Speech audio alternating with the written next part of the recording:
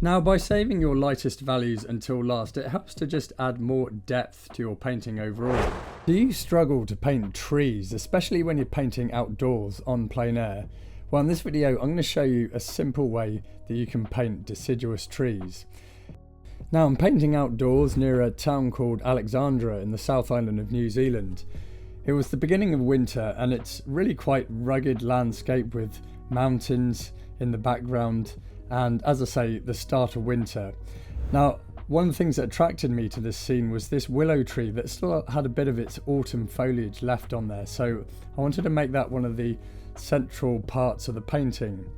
So I'm painting on a 8" by 10" linen panel, and this is made by canvaspanels.com, and if you want to get some, I've put a link in the description box below.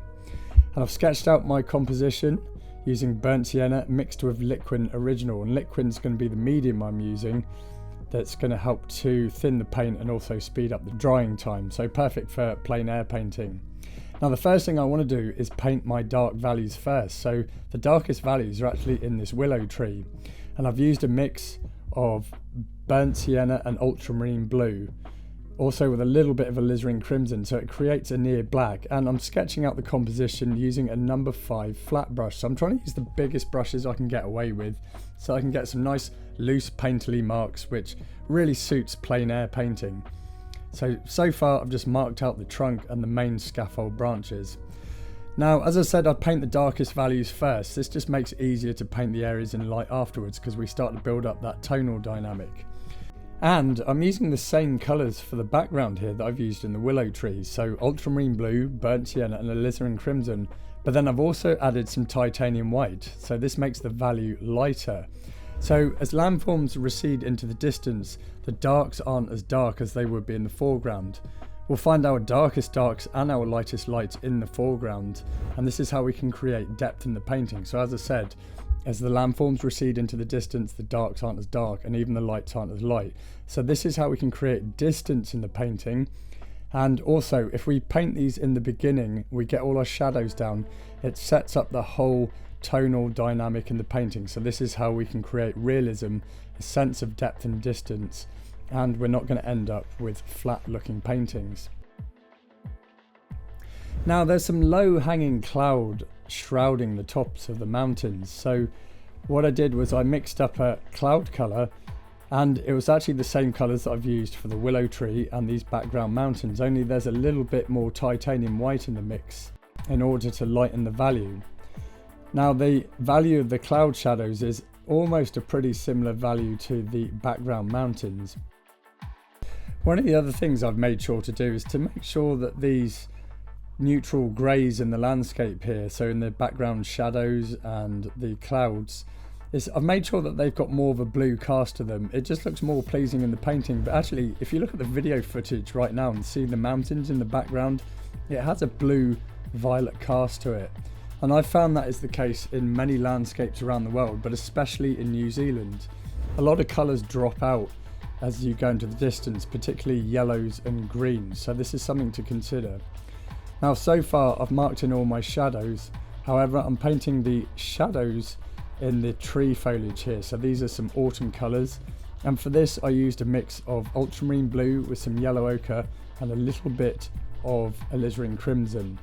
The yellow ochre is going to help to lighten the value because yellow is generally a light value colour.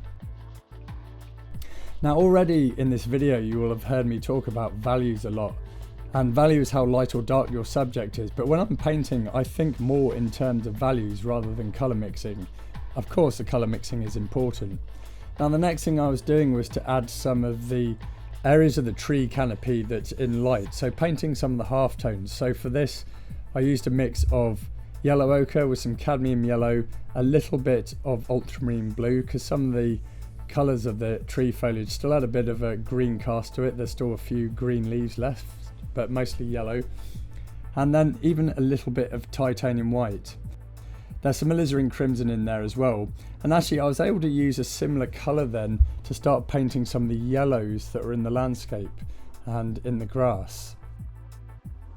Now, when you're painting outdoors, another reason that you need to get your dark values established first is because the light is always changing, and especially here in New Zealand in the beginning of winter. It can be sunny one minute and then next minute it's clouded over. But if you've painted all your shadows first, you're not going to be chasing the light. You know where all the shadows are, and then it makes it much easier to paint the areas that are in light afterwards. Now I'm using loose gestural brush marks here and painting with the biggest brushes that I can get away with. So plein air painting outdoors, naturally lends itself to this painting style, just loose and impressionistic, because the reason being is you're trying to capture that moment in time. So we're trying to paint as quickly as we possibly can. The reason, as I said, the atmosphere is changing, the light's changing, the clouds are changing, the shadows are changing, everything's moving around quickly. So we want to get that information down on the canvas as quick as possible. Once we've got the canvas covered, then we can slow down a little bit and perhaps add some details. Now what I'm doing here is I'm adding a bit more detail into the grass, or some different tones and textures here, and just mixing up some different colours. So I'm working off my existing mix here that I've already made, that yellowy green colour, but just making it a bit more green so I can add some more ultramarine blue into the mix, perhaps a bit of cadmium red as well to help balance out the green, but even some phthalo green or some cobalt teal, just for some nice rich saturated green that you get in those grassy green areas.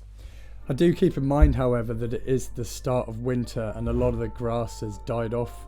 Got a lot of straw coloured grass as well, and the mountain grass, also the trees in the distance have lost all their foliage, with the exception of this willow tree that I'm painting right now. Now the next thing I'm doing is to paint the willow tree's shadows. So for this I've used a mix of ultramarine blue and a little bit of burnt sienna. So this is a good dark green mix. I've also added in some alizarin crimson as well, just to reduce the greenness of that mix. But mixing ultramarine blue with a bit of yellow ochre is a good dark green colour that you can use for tree shadows and grass shadows and just shadows and foliage in general. But now I am starting to mark in some of these shadows. Now the next thing I'm doing is painting this winter tree in the distance. I seem to remember it was a Lombardy poplar or something like that. But actually this tree here is part of the composition, because the composition I'm using here is known as a Steelyard composition, which is a composition that the great artist Edgar Payne used to use in a lot of his paintings. And if you've never heard of him, I'd check out his work. He's an amazing historical painter and one of my favourite landscape painters. But as I said, he used this composition a lot, the Steelyard. So this is characterised by having a large tree in the foreground, or a large object, and it's counterbalanced by a smaller object. So in this case the Lombardy poplar that's in the distance. So it particularly works well with painting trees, and it's a simple composition as well. You don't need to overcomplicate the composition, but this composition just implies balance and harmony. So I'm really fond of this composition. It's a great one for painting trees. Now the next thing I'm doing here is starting to paint some of the clouds in the sky. So there was lots of light coming through the clouds and the strong transitions between the areas of the dark clouds and the areas in light. And then I painted the blue of the sky, which was a mix of ultramarine blue with a little cobalt teal and some titanium white. Now as I said earlier, I'm painting with oils. I don't use that many colours. I've got a relatively simple palette. I use 9 colours in total, including titanium white. The brand of paint I'm using is Blue Ridge oil paints. They're an artist quality oil. I've been using them for a few years now and they are beautiful to paint with. So if you want to get some, I've put a link to Blue Ridge oil paints in the description box below. So now, as I said, I've got the canvas mostly covered and I'm starting to think about getting a little bit of detail or some suggestions of detail. Of course it's a plein air painting, so I'm not going to be overly detailed, but having a nice little bit of detail works well. We just want a nice painterly, impressionistic artwork that's just going to convey light and atmosphere and natural looking colour. This is why I love plein air painting so much. In fact, the other reason I love painting outdoors so much is I just like being outside in the fresh air. I spend way too much time probably in my studio and in my office doing stuff like video editing and all that kind of thing, and it's really nice to just get outside outdoors painting and just observing the landscape from life. It really helps you to look at the landscape and observe the colours. So overall it's going to help with your oil painting or acrylic painting or whatever you're doing. It's just going to help with that all together. Now, I've made hundreds of hours of in-depth painting tutorials over the years to help artists improve their painting. So that's quite a lot of content and it's a lot to absorb. But actually what I've done is I've decided to distill down my top tips for artists into a short, concise workshop that literally anyone of any level can follow to improve their painting today. Now, if you'd like to get this workshop for you to watch that will help you to take your first steps in improving your landscape painting skills, just click the link below. It's there for you for free. Hope you enjoy it.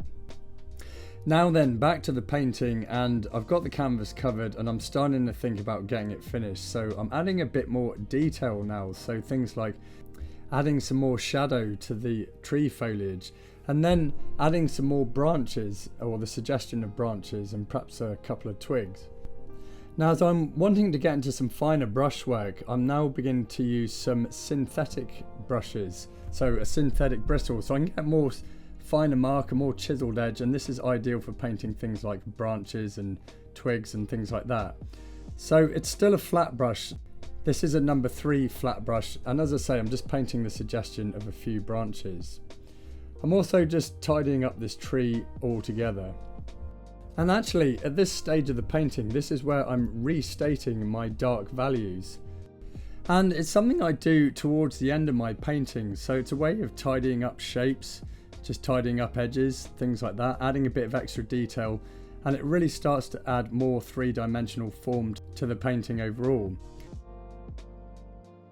The next thing I'm doing here is just painting the suggestion of a couple of cows, so just having a few animals in the scene just gives it a little bit of life, especially in this rugged mountain scene that I'm painting here.